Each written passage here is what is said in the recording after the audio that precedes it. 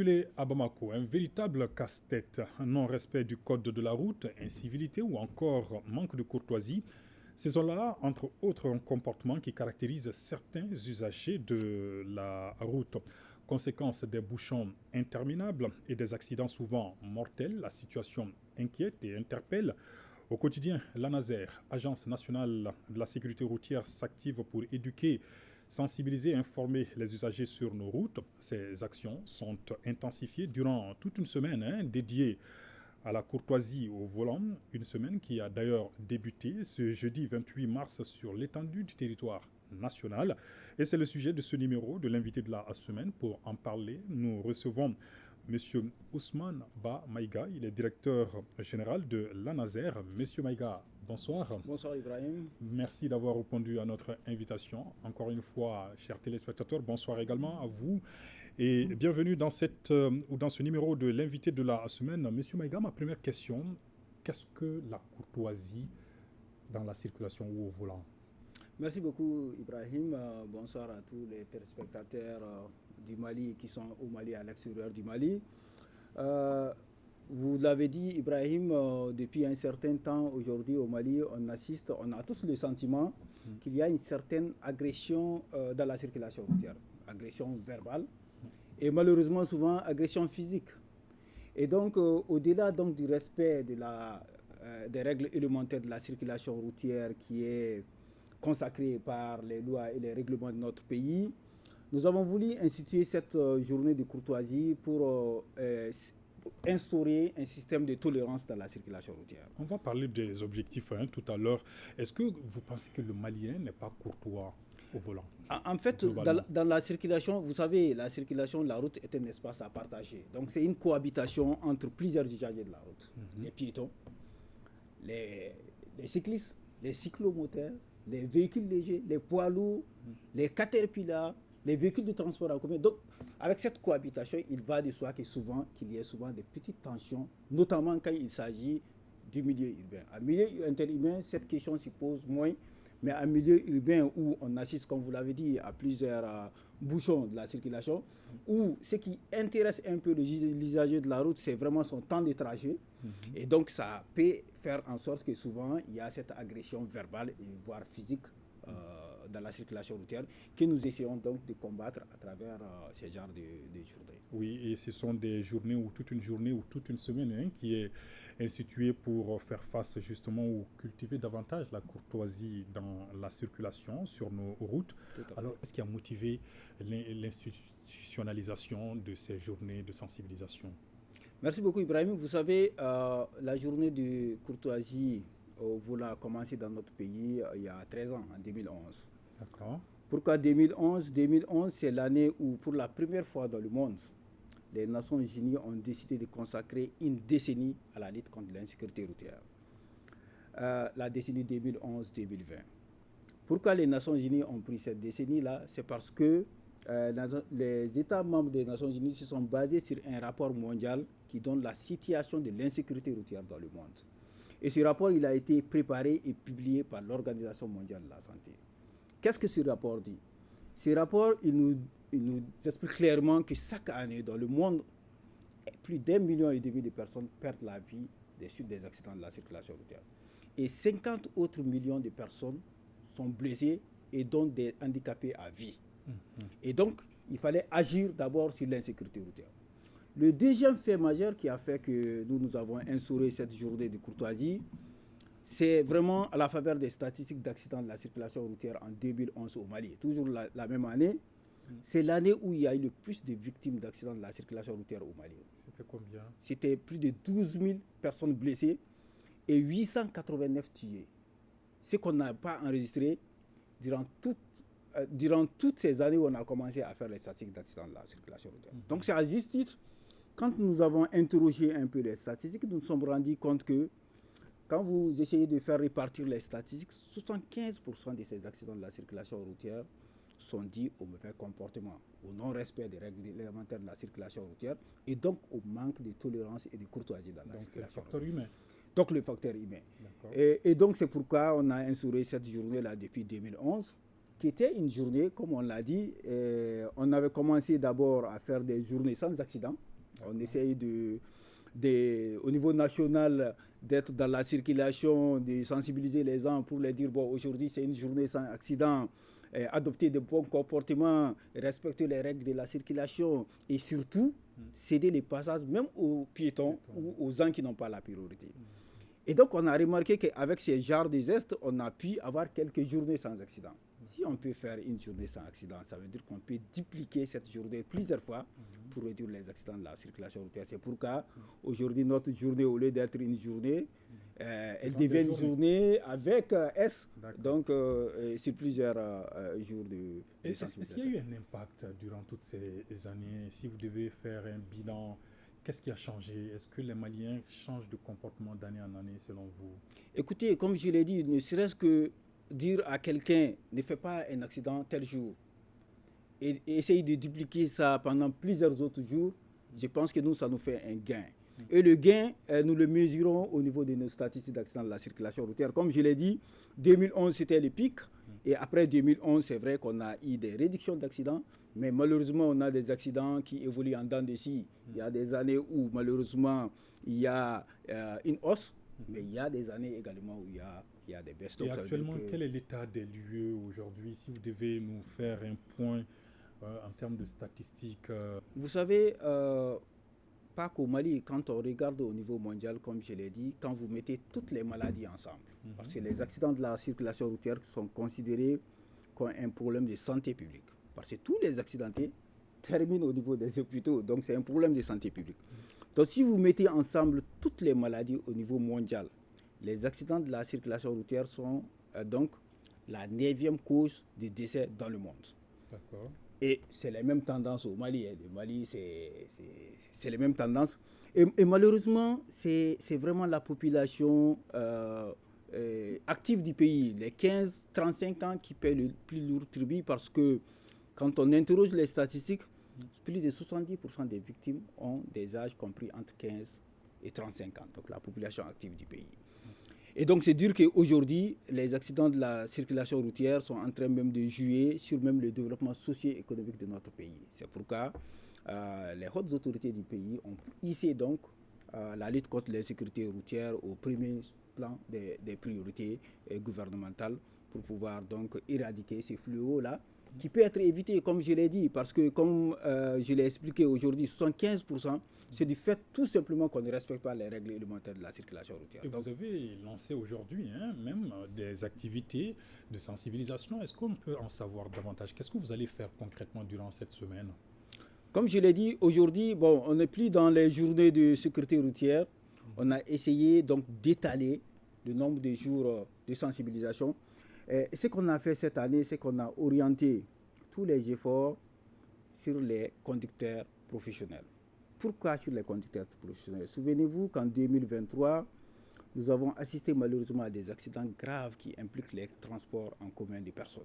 Notamment sur nos routes nationales? Sur les routes nationales, notamment sur 2 routes principales. La RN6, c'est-à-dire que la route qui va de Bamako jusqu'à Mopti, et la RN7, celle qui va jusqu'à Sikasso, de Bamako jusqu'à Sikasso. Donc face donc à ces accidents, qu'est-ce que nous avons fait en août? Dans un premier temps, nous avons consacré la Semaine nationale de la sécurité routière autour de la sensibilisation pour le transport en commun de voyageurs. Et là, nous avons visité toutes les gares routières au Mali. En tout cas, nous en avons fait 54. Donc, je pense que c'est le maximum, mais ce n'est pas toutes les gares. Et donc, nous avons pu sensibiliser les gérants pour qu'ils puissent d'abord, au niveau de ces compagnies-là, avoir une gestion sécuritaire de leur compagnie. Parce que, bon, on nous a rapporté que souvent, les chauffeurs percevaient des primes sur le nombre de rotations de véhicules. Donc, on a essayé vraiment avec les gérants de mettre en place une certaine charte de sécurité routière au niveau de chaque entreprise. Maintenant, après les gérants, il faut se tourner vers les premiers responsables des accidents de la circulation routière, qui sont donc les chauffeurs et les conducteurs routiers. 100% des accidents de la circulation routière impliquent le conducteur. Donc c'est pourquoi au cours de cette journée de courtoisie, nous avons décidé de former au moins 600 chauffeurs professionnels sur toute l'étendue du territoire national, déjà à Bamako et dans toutes les capitales régionales. À Bamako, c'est sous la responsabilité donc du ministère des Transports et des Infrastructures en collaboration avec le ministère de la Sécurité et de la Protection civile. Mais dans les régions, ça va être sous la responsabilité donc des gouverneurs des régions qui sont en train concomitamment avec Bamako de lancer ces journées de sécurité routière. L'idée c'est quoi? C'est qu'on va les former pour qu'ils ne puissent pas faire des accidents. C'est ce qu'on appelle la formation en sécurité active, donc pour qu'il n'y ait pas d'accident. Maintenant, on travaille également avec la protection civile qui aujourd'hui est déployée sur l'ensemble du territoire national pour expliquer aux chauffeurs les premiers gestes de secours. Parce que, quoi qu'on dise, nous sommes dans un pays vaste où quand il y a un accident de la circulation routière, le temps d'intervention de la protection civile peut prendre quelques minutes ou quelques heures.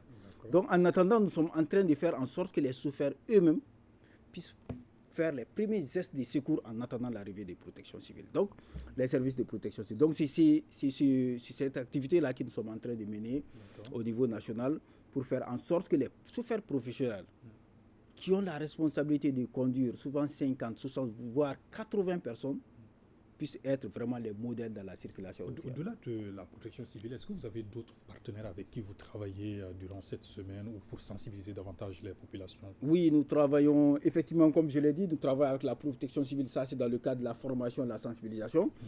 Mais ce que nous faisons également, nous faisons de la surveillance routière. Et là, nous avons donc des conventions avec la police nationale et la gendarmerie nationale. Avec la police nationale, c'est que nous nous déployons de façon inopinée au niveau des centres urbains pour contrôler, pour contrôler la circulation et évidemment infliger des sanctions s'il y a des sanctions à prendre. Mais également, nous travaillons beaucoup avec la gendarmerie sur le réseau interurbain. Je vous explique qu'aujourd'hui, plus d'un accident mortel sur 3 est dû à l'excès de vitesse. Et fort heureusement, nous avons des appareils de mesure de vitesse. Donc nous sortons aujourd'hui avec la gendarmerie sur l'ensemble du réseau routier et de façon inopinée. Comme je l'ai dit, par mois, on choisit des périodes de grande mobilité, telles que l'approche de la fête, etc., pour sortir donc avec la gendarmerie pour contrôler notamment les conducteurs, les chauffeurs et tout ce qui est conducteur de transport en commun, y compris les véhicules particuliers. Monsieur le directeur, est-ce que la sensibilisation n'a pas montré ou affiché ses limites finalement? Qu'en est-il des sanctions? Vous savez, nous avions, jusqu'à un passé récent, nous avons un code de la route qui date de 1999. Et donc ce code de la route était insuffisant sur beaucoup d'aspects. D'accord. Fort heureusement, en septembre 2023, notre pays vient d'adopter un nouveau code de la route qui ouvre maintenant à la voie, comme vous l'avez dit, aux sanctions proportionnelles à la gravité des infractions.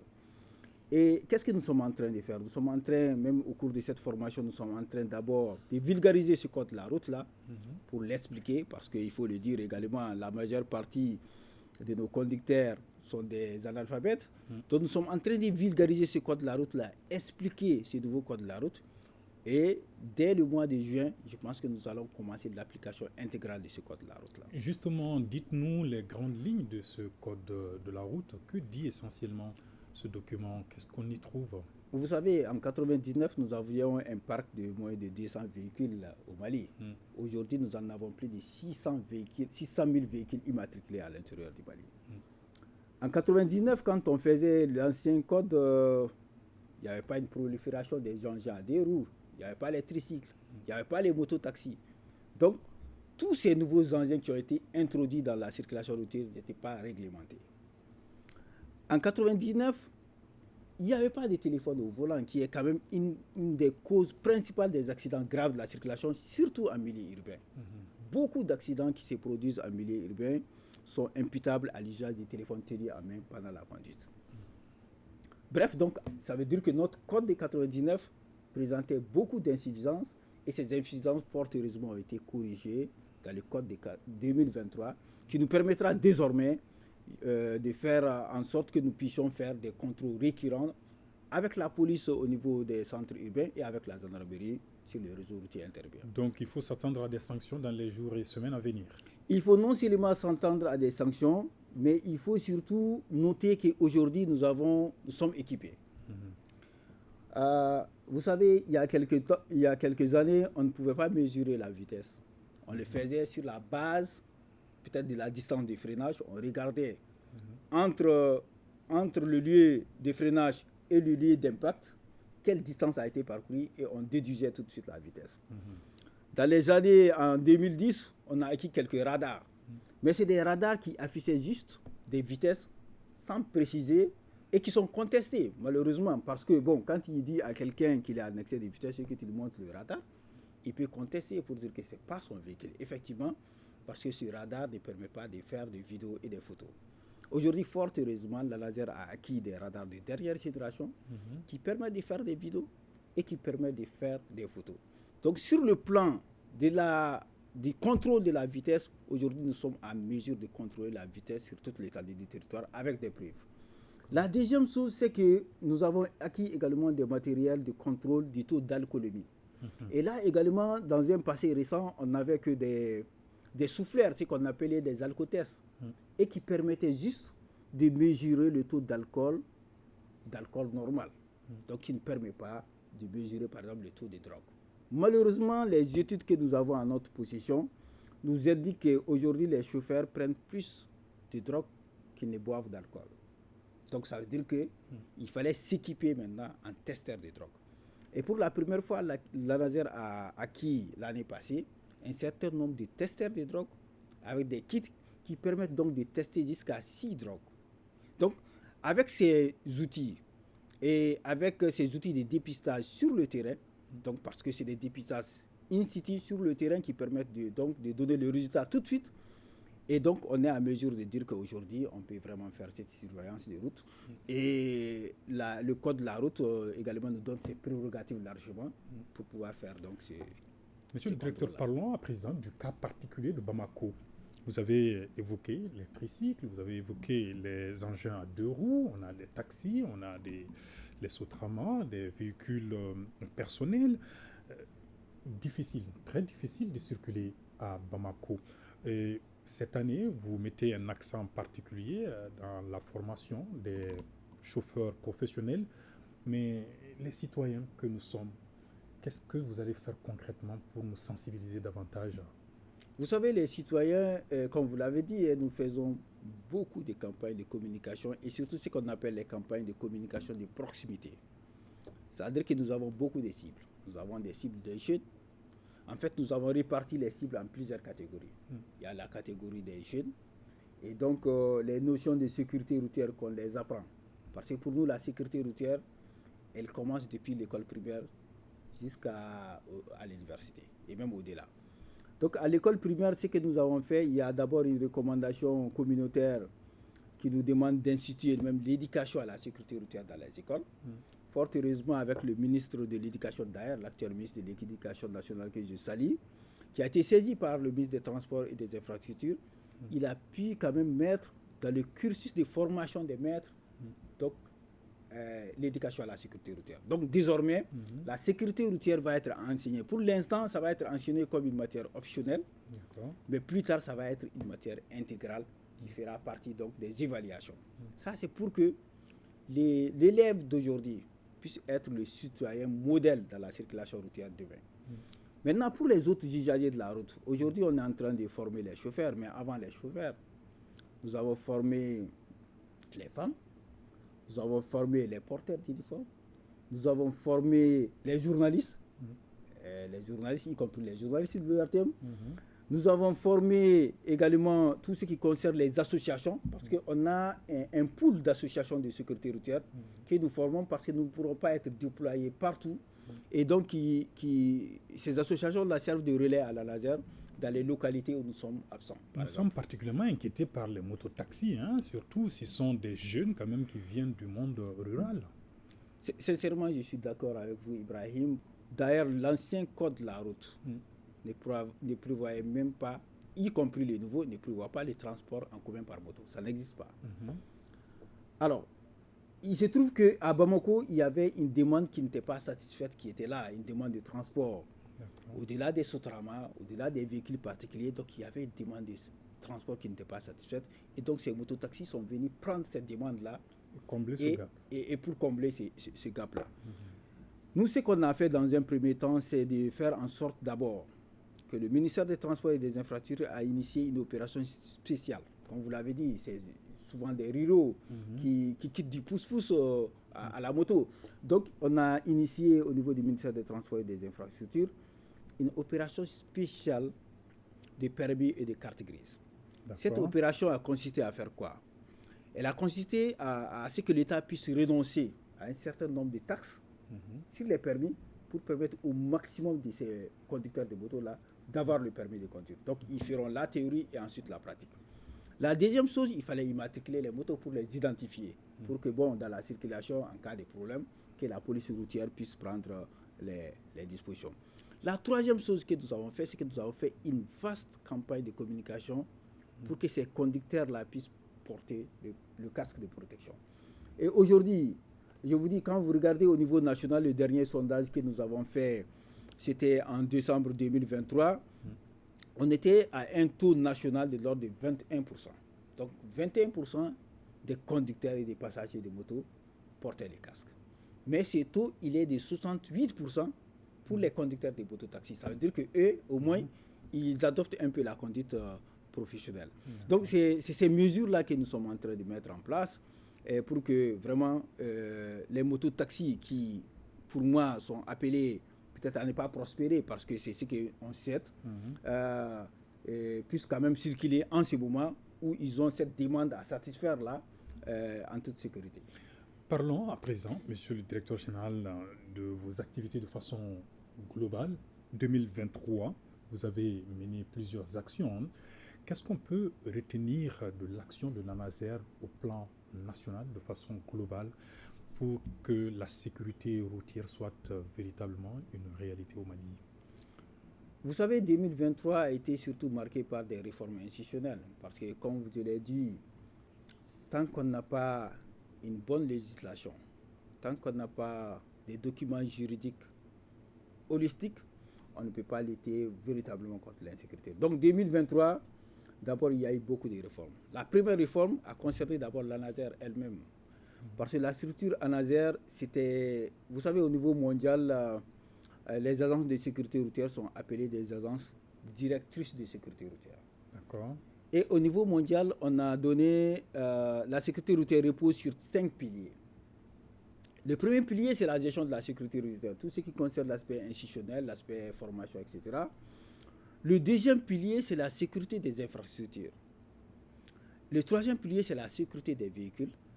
Le quatrième pilier, c'est le comportement des usagers, comment améliorer le comportement. Et le cinquième pilier, c'est les soins post-accident. Donc, une agence de sécurité routière doit pouvoir agir sur ces 5 piliers-là. Donc, on a fait des réformes au niveau de l'ANASER, on a relu la loi de création de l'ANASER pour permettre qu'elle puisse étendre sa compétence sur ces 5 piliers-là. Aujourd'hui, on peut agir sur l'ensemble de ces piliers-là. C'est pourquoi on travaille avec la protection civile, on travaille avec les services de santé. La deuxième chose, comme je l'ai dit, qui est peut-être la plus importante, c'est d'abord la relecture du code de la route. L'ancien code de la route présentait beaucoup d'insuffisances qui ne nous permettaient pas véritablement d'avoir des actions concrètes qui peuvent donner des résultats escomptés sur le terrain. Donc nous avons pu relire le code de la route. Nous avons un nouveau code de la route qui nous permet aujourd'hui de dire que oui, on peut améliorer la sécurité. Au-delà donc de cet aspect réglementaire et législatif, l'ANASER a procédé quand même à beaucoup de formations, beaucoup de sensibilisation et surtout beaucoup de contrôles routiers. Vous avez les moyens de votre politique, de vos actions? Moi, je ne vois pas une structure qui a aujourd'hui les ressources financières suffisantes pour faire 100% de ces activités. D'accord. Mais ce qu'on a nous permet au moins d'atteindre les objectifs qui sont fixés. C'est-à-dire que nous avons un palier d'objectifs. Chaque année, nous devons réduire les accidents de la circulation routière, nous devons réduire le nombre de victimes, nous devons réduire le nombre de tués, à des proportions qui sont définies dans notre stratégie nationale de sécurité routière. Donc les moyens dont nous disposons nous permettent effectivement d'aller vers l'atteinte de ces objectifs-là par palier. L'idée, c'est que d'ici 2030, qui est donc l'année de l'objectif de développement durable, que nous puissions réduire les accidents de moitié, que nous puissions réduire le nombre de victimes de moitié. Avec donc un objectif intermédiaire déjà en 2025, il faut que nous puissions réduire. Si vous dites réduire de moitié, au Mali, c'est combien? Au Mali, la base de calcul, c'est 2021. D'accord. Alors, en 2021, quand vous regardez toute la population, les chiffres d'accidents, c'est que nous avons un taux de 25 tués pour 100 000 habitants. D'accord. Et donc, il faut qu'en 2030, nous soyons à moins de 12 tués pour 100 000 habitants. Voilà l'objectif qui est fixé dans notre document de stratégie nationale de sécurité routière et qui couvre la période 2021-2030. Et 2024, quelles sont les dispositions pratiques que vous allez prendre contre l'insécurité routière?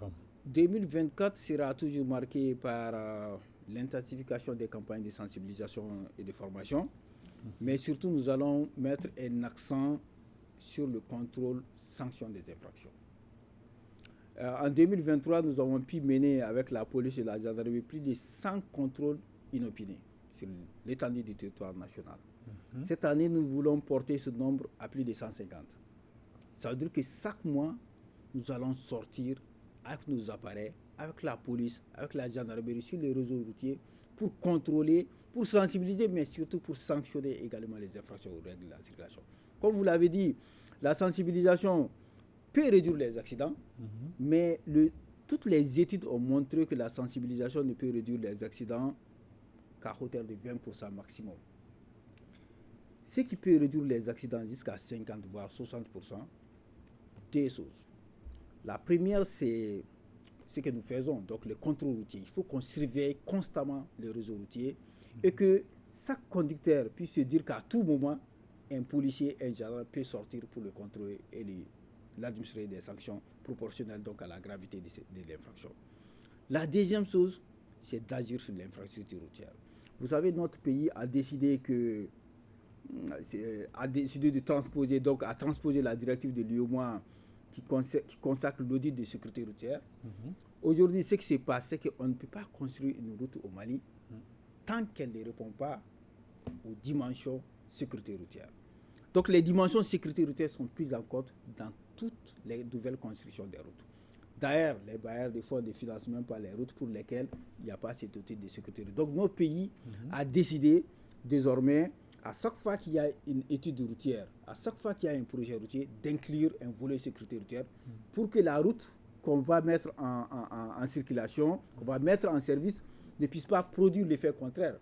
Parce que les usagers de la route nous rapportent que chaque fois que vous construisez une route, il y a plus d'accidents. Nous ne comprenons pas parce que tout simplement, il y a plus d'excès de vitesse, compte tenu de l'état. Et quid de tous ces occupants, surtout à Bamako, ces occupants qui sont sur nos routes? Qu'est-ce que vous faites dans ce sens? Vous savez, la route n'est pas un lieu propice au commerce. Nous le disons chaque fois aux occupants de la route. Ce qui s'est fait aujourd'hui est d'autant plus grave que nous avons interrogé nos statistiques. Vous savez qu'il y a beaucoup de personnes qui ont perdu la vie l'année passée parce que tout simplement elles étaient en train de vendre au bord de la route. Ce qui est inacceptable. Nos routes sont quasiment transformées en marché. Nos routes sont transformées en marché. Donc, nous avons initié des opérations de libération des domaines publics routiers à Bamako et dans les régions et que nous allons poursuivre. Mais ces opérations, nous les faisons conjointement avec les mairies. Parce que tous ces occupants qui sont là, soit sont installés, ne serait-ce que de façon provisoire par les maires, soit sont là de façon anarchique. Dans les deux cas, nous travaillons avec la mairie pour faire en sorte que nous puissions libérer totalement les réseaux routiers. Et dans les régions, nous avons eu des bons résultats, notamment à Sikasso, à Ségou, à Kaya, à Mopti. Mais c'est vrai qu'à Bamako, chaque fois qu'on a libéré les réseaux routiers, on a l'impression qu'après quelques semaines, il y a un retour de ces vendeurs-là sur la route. Donc ce que nous envisageons de faire, c'est deux choses. La première chose, c'est que nous allons voir en fonction des moyens disponibles de faire des ouvrages physiques qui ne permettent même pas aux usagers de la route de venir au bord de la route. Ça, c'est la première chose. Ça, c'est l'idéal. D'accord. La deuxième chose, c'est que nous, comme nous travaillons avec la police nationale, nous allons déployer des policiers périodiquement au niveau de ces routes-là pour dégager les usagers sur ces routes-là et rester là-bas constamment pour permettre à ce que les usagers ne reviennent plus sur la route et procéder donc à des activités de commerce. Le temps qui nous est imparti est quasiment terminé, hein, monsieur le directeur. Si vous avez un message particulier, un appel à lancer à ceux qui vous suivent en ce moment notamment dans le cadre de la semaine nationale de la courtoisie au volant. Quel est cet appel ce soir? Merci beaucoup Ibrahima. Comme vous le savez, notre pays qui a été envahi par des terroristes et des hommes sans foi ni loi, notre pays donc sort de près de 2 décennies d'insécurité publique. Par la grâce de Dieu, aujourd'hui, et avec l'engagement de nos forces de sécurité et de défense, nous avons pu recouvrir l'ensemble du territoire national. Et donc, cette souveraineté retrouvée nous ouvre donc la voie au développement socio-économique. Et comme nous sommes un pays enclavé, le développement socio-économique de notre pays passe forcément par le développement du transport. Qui dit transport, dit déplacement donc des personnes et des biens.